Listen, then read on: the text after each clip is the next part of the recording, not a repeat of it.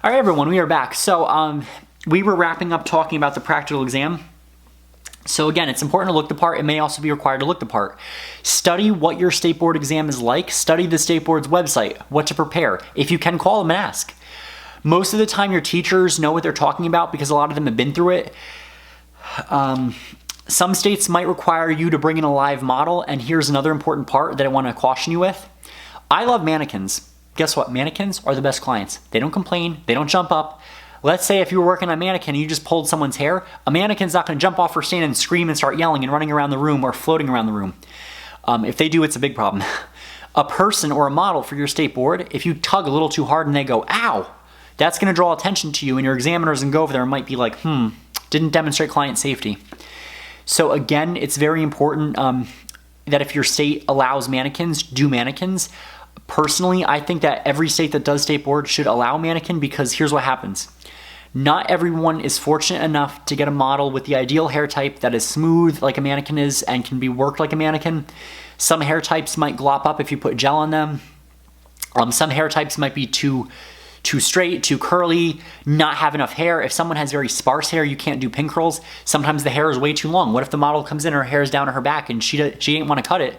You are SOL for that, because if you try to wrap that with a roller, you're going to get uneven partings and uneven sections. So when you do use a mannequin you are able to standardize easier than it is a person. Some states do not even require a practical state board. I know that Pennsylvania, if you go to Pennsylvania and you're lucky, you just have to take your cosmetology school and then take your written exam, and then that's that. The worst part, in my own opinion, about state board is the shave. The shave is so ridiculous. No one, and I mean no one, scientifically shaves like they tell you to for state board. State board makes you do it in a way that is not effective. Things like that are what I don't like about state board, and I know that this chapter is a good part to talk about the debate or the hot topic on deregulating, getting rid of state boards. People are always shocked at my response. I don't think it's a big issue. State board has been ineffective for a while. For various reasons. That's my own stance. This is strictly my opinion. You are more than welcome to disagree with it. State boards don't really do what they're supposed to do, and a lot of the stylists that are so mad about this and angry about this, all I can say is in other countries, like I have family in Italy. My family that came over here from Italy, we have hairdressers in Italy. There's no state board in Italy. Italy, you do a trade, you do an apprenticeship, you learn hands-on. That is the best way to learn. I'm a firm believer in the Montessori approach. That would be a better way of establishing a better teaching program for cosmetology schools. So, things like that are important. Being hands-on is important. So for your practical exam, again, you want to follow all the rules. Don't challenge the rules. My own little cheat, and this will help you for your state board if you're using a mannequin, is use, I believe it is orange rods, perm the mannequin. And when you give the mannequin a perm like that, that will help your rollers go into place. That will help your pin curls go into place. That even helps your perm rod section when you go to show your perm, because for your exam you'll have to demonstrate a perm. It'll even look like it when you have your mannequin wet with the gel. It'll have that bend shape, and then you can go because your educator or your examiner might come over and go, can you show me how to apply the waving lotion? You also want to know that in the back, when you perm the mannequin, when you have the gel in it, if you start finger waving, when the hair is permed, those finger waves will fall into place. They are more defined and they hold better. So that is my own little trick and my own little cheat, and there is nothing against doing that for your state board. Also, if the state board recommends using a Deluxe Deborah, use a Deluxe Deborah. Don't use a Sam 2. Don't go and use, I know some schools that are, a different brand, they'll have the, like the wigs that you put over the mannequin. Don't use those because they might be too loose and they might not hold it correctly. Do a Deluxe Deborah because they're generally the best mannequins to use, and some states even highly stress, which means do it, because if you don't do it, that might draw attention to yourself. Think of your practical exam as a chance to show your skills, but also a chance to blend in for the first time ever. You do not want to be drawing attention to yourself. The more attention you draw to yourself for state board, the more likely that you will not pass or get a write-up or get points off. I have students always ask, oh, it's a bare minimum I can do. Don't have a mindset like that. If you go in there thinking that you're going to purposely fail one section, guess what? If you fail something else, you're failing the exam. Another thing that happens too is, what was it? I caught someone doing something really crazy. Brush to potement. When you're applying color, they were whacking that mannequin so hard it was making a tapping noise. Don't do that. Don't draw attention to yourself like that. I had someone also do, and I'm sorry if I'm saying so much, I'm tired, guys. I had someone that was wrapping a mitt for the talc powder for the shave, and they were slapping the mannequin. Don't do that. So also know that what you want to do is just, follow all the infection control. This is a big thing for your practical exam. This is actually where my mom had failed the exam. If you drop something on the floor, kick it under the table. It is not there. When the examiner tells you to clean up, ask the examiner, this is my comb, I dropped it. Is it okay because the exam's over for me to get it? Chances are they'll say yes. They will appreciate that you're asking permission. If you just go and get it. Another thing that happens too is your trash bags, a lot of the times they fall off. Don't worry. Look at your educator or examiner. Sometimes you can even ask, raise your hand. My trash bag fell, what should I do? They'll say leave it. They will not try to trip you up. They will not try to trick you into doing something and then you'll fail. Because what happens if you drop something on the floor and you're gonna pick it up and use it, that's an automatic fail because that's not sanitary. When that happens, kick it under the table.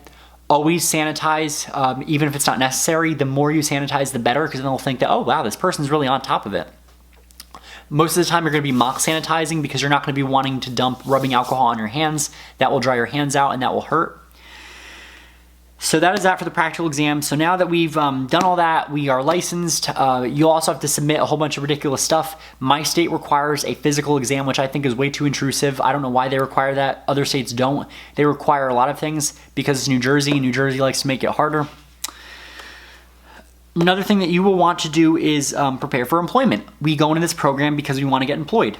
Now that you have gotten in the field, you've gotten your license, you need to look into employment. I'll also argue that it's very important to think about employment from the day you start school. From the day you start cosmetology school, you should be researching online, doing a good Google search, different salons in the area, joining local networking groups and asking questions. A lot of the times, because everything is social media, this chapter is a little outdated.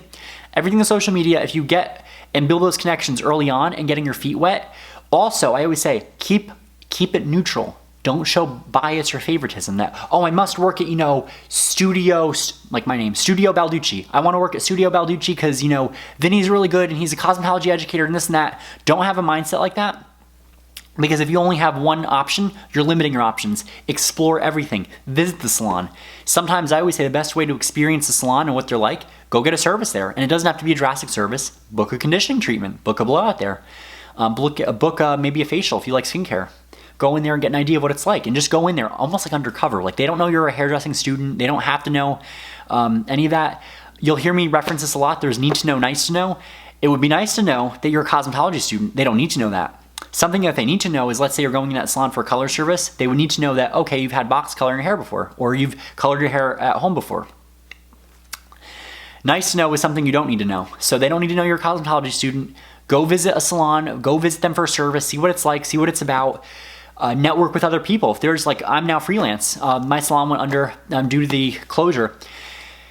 If you are freelance, try to network with someone and maybe you two can open a salon one day and be successful.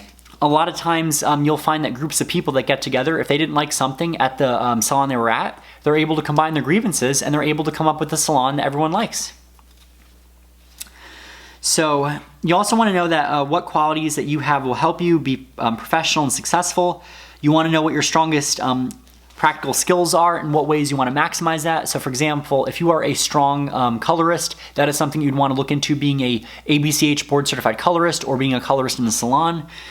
You want to know what you really want. So this is a time to do some soul searching. Now, I always wondered, when I get my doctorate in psychology, I almost want to do like a little program aimed for cosmetology students, and it's going to be like almost like a group therapy session aimed at getting to know who you are as a hairdresser. And because I can relate to all of you on an empathetic and emotional level, because I am a hairdresser and I've done it, it's not like me being, all high in my mighty chair and, being, oh, I'm a psychologist, I know it all. I always say some of the best psychologists are the ones that have been in the field before. So this will probably be the first ever of its program. Basically like a group therapy session or a group session of getting better at getting to know yourself in the industry and learning some good psychology skills that can help you in your field and helping you to maximize your strengths. So you also want to know that you want to keep an inventory of your inventory of personal characteristics and technical skills. Your book gives you that. It looks like this. I'll be honest, I never did this when I was in school. I know that a lot of students don't even do this, but it might be good to look into. You'll have Excellent, good, average, and poor. That is basically like a Likert scale that you are getting. Another Likert scale you'll see is like a 1 through 5. So a 1 being poor and a 5 being excellent and a 3 being like ambivalent or neutral. So what you'll do is you'll go through and you'll rate yourself, and then you'll have a plan for improvement. I also think that your plan of improvement is important because technically I always have a viewpoint that we are always growing. We are never set in our ways. What I've been told before, I've been told by a hairdresser once, oh man, was she a firecracker. She actually got out of the cosmetology industry because what I noticed that her behavior was that of someone who had no room for growth, and that's a problem because I always tell my students, and I'll tell them, I'm always growing in this field. The day I stop learning and the day I stop growing is the day I'm either dead and buried or the day that I quit this field altogether. We always have to have a mindset that even if we're excellent in something, what's a way to improve that? Maybe you can do something creative and say, if I want to improve my attitude, if I think my attitude's excellent, I can improve it by reading a book on motivation, attending a seminar, going to maybe a community event on meditation, learning how to deal with anger management skills if you have that. So areas for improvement. If you're poor in responsibility, that's not an issue. It's an issue if you don't acknowledge that. Being honest is the best answer. When you are a counseling psychologist, you'll always hear that in therapy there are no right or wrong answers, there's honest answers. That's what we were taught when we were getting trained in that in my undergrad. Your inventory of technical skills will give you a list of skills you want to improve on. Maybe some skills, like if you were a hairdresser, you know, I'll be honest, a skill that I really stink at is makeup. I cannot do makeup if my life depended on it. That is a poor skill. What I did is I didn't want to get overwhelmed, so when I was ready to go out in the field, I tried to maximize and have some successes to slowly build my confidence in areas that I knew was good at, and then on the side, I tried to maximize those. I also, on my own time, tried to maximize skills like haircutting that I wasn't the best at. Updos. Now that I feel that I've gotten better at updos and a little bit at haircutting, I'm starting to lump those into my hair coloring skills and include them in my education. I'm also looking at learning more about makeup and skincare. When I was in cosmetology school, skincare was something I had no appreciation for, but I should have. At that point, I was not using anything for skincare, and I learned that why it's important to take good care of your skin, how you can reverse some signs of aging using chemical peels. So you also want to state your short-term goals that you'll accomplish in 6 to 12 months. So in about a year, and state your long-term goals, which are goals you can complete in 1 to 5 years.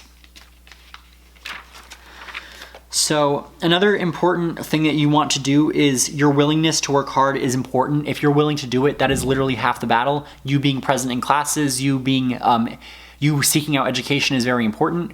Another thing that's important is that let's say you have a salon and they have a education program that you feel like you're not getting enough out of that. That is your chance to advocate for yourself and be very polite about it and just tell your boss like, hey, I'm paying for this education, but I notice that my skills aren't growing. Would it be okay if I go to this program that I'll pay for my own education, but I'll go to it on the day that we have education? Is that okay? Chances are your boss will be impressed that you're advocating for yourself and they'll be okay with that. So getting the job that you want, motivation is important. Motivation is the drive to take action to achieve a goal. Integrity is important. When you have integrity, you have a good sense of a code of ethics and values. When you have integrity can be something like, you know, saying no to a client. If a client has hair that's already falling in the floor and she wants to bleach it more, you're gonna, in a way, say no and explain why. Sometimes that's the most safest way to go. Another way of doing integrity is telling a client, okay, I know what you want and I understand what you want. What you're telling me you want is this beautiful light blonde look. What I can do for you is we'll work together to make that happen, but I don't want your hair getting damaged. I can do 2 rounds of a liquid-based color remover now. We'll get as much of that old color out of your hair, and I will tone your hair to something that is not scary looking. And when you come back, we'll repeat this process and we will get you to a blonde. We will make it happen, but we have to do this gradually. Good technical and communication skills, those are important. So when you have good communication skills, I'll always say this. Most of the time, they are paying for your personality. They like how you are, they like your personality, they like how you listen to them. When your client comes into your salon, they are coming in to relax and get a service done. They are not coming into the salon to hear your personal grievances. They are not coming in to hear your political views. Okay, this has been an issue that I have seen currently where stylists are getting involved in politics. And I'm like, dangerous waters. Any kind of social movement or politics are something that should not be on your portfolio. This is something you need to remain completely unbiased on. I don't care if you think that, people your age are getting involved in certain social movements. You should not be including them on your personal profile because you can potentially shut down clients that want to come in for services. I've even witnessed stylists say some pretty nasty stuff about clients that oh, if you don't support this movement or you don't say this, you're not going to come in for a service, or you must get this done in a salon. In order, you must say something or be part of the social movement to get something done in my salon. Don't do that. That is not something you want to do at all, because I always say keep your salon free of politics, personal opinions, and grievances and drama. Hardest part is this, and I'll give you an important life piece.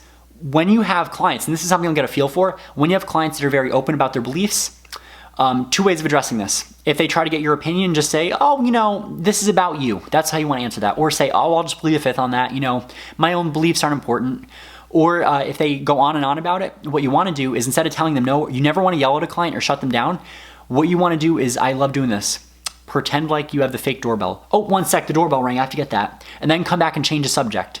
Don't be afraid to completely change the subject, saying, okay, about your hair, here's something that I've noticed.